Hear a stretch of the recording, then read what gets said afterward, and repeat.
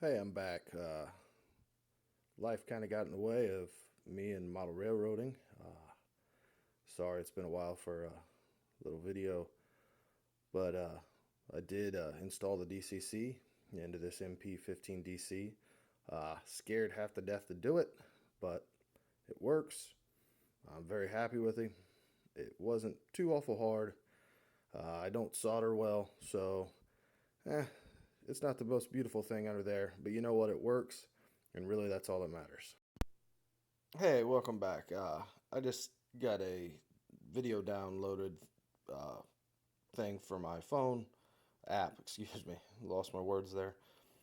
So this is kind of my first take on making a video with it. So sorry if it's choppy and not very good, but I'll get her figured out. I just wanted to kind of show you some things I picked up to add to my growing collection here. It's really not that big, but just something I wanted to share with you guys.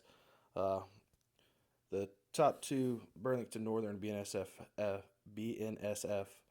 cars there, those are from Microtrains. Uh, really like them, great quality. Uh, One of the neat things is that I discovered on the back of them, they kind of give you a little prototypical history of the car, when it was made, and things like that. And if it's still, kind of gives you the dates that it was used. Obviously, these ones are still being used, so it goes to what present day is. So I got those off eBay. Uh, I paid about 20 bucks for them, so it was a pretty good deal. I picked up this Athearn 2-bay hopper here for my local brick and mortar. Paid retail price for it. Every now and again, I just like to do that. They'd call it guilt or whatever you want, but it just makes me feel good to support my local guy. There's really only one store around. I got to go about 20 minutes to get there to another little town here. But it was well worth it. Uh, I kind of don't have the space in my shed anymore. I could do a little layout. So I'm just going to do a little module, and I'm thinking a little cement factory, uh, just a little rural cement place, using these 2-bay hoppers. And scale, not needing a huge amount of space, just something I can switch on and something I can, have a little fun with from time to time. I picked up this Atlas tank car. Uh, Absolute wonderful detail. Uh, couldn't be happier with it. The only thing I will say is it's got plastic wheels on it, so I'll change those out to metal wheel sets just to make it look a little better. Picked up this uh, Exact Rail box car. Uh, Two reasons really. Reason one is it's got the striping on it, so I want to see about how big that was in relation to in scale to host HO scale. So just to give me an idea. Plus it was weathered, and I want to get into weathering in scale. I weathered some stuff in HO scale, obviously a lot smaller. Just want to see what somebody else did. And I also pick up this uh, shelving platform caboose. CSX has a couple local runs around here that uses these.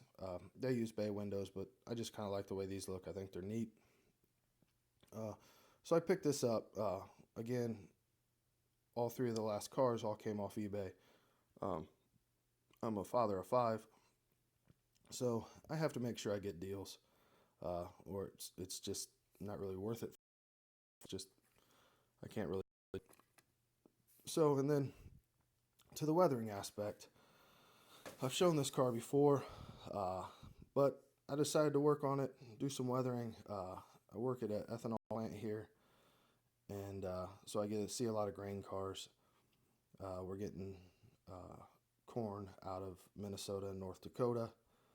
That's we have three plants or two more plants in Minnesota, plus the one here in Lima where I work at. So I see quite a bit of these now. There's some real fear about whether the crops will be a good this year, um, just because of all the rain we had early in the season. So we're getting some corn out of there, and I get to see a lot of DM&E, Sioux, Canadian Pacific, and Canadian National. That's the cars I get to see, because obviously that's what's up there. But this is what I've been able to do to this car. This is based off of one of the cars I saw. I believe it was the Canadian Pacific. I'd have to look on the pictures on my phone. Um, the active striping is way too big. I'm going to pull that back off and shrink it.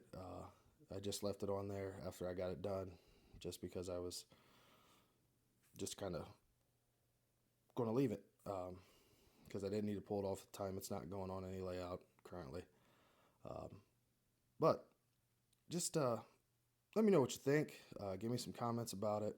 Like I said, this is really my first try.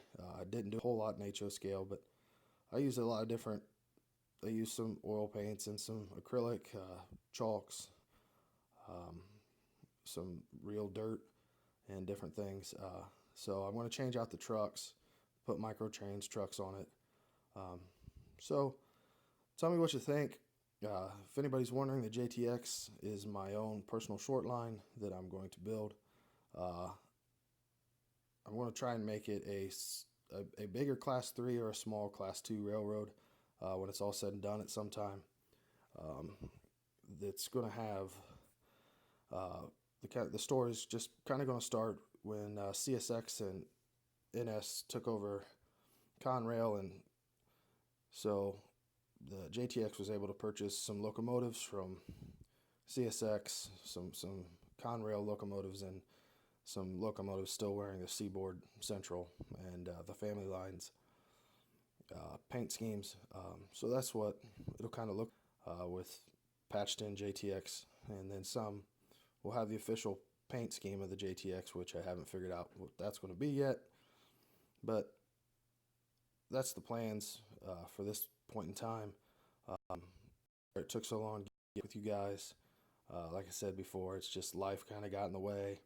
Different things happen, change jobs, and kids playing sports. So you guys take care. Hope to speak to you soon.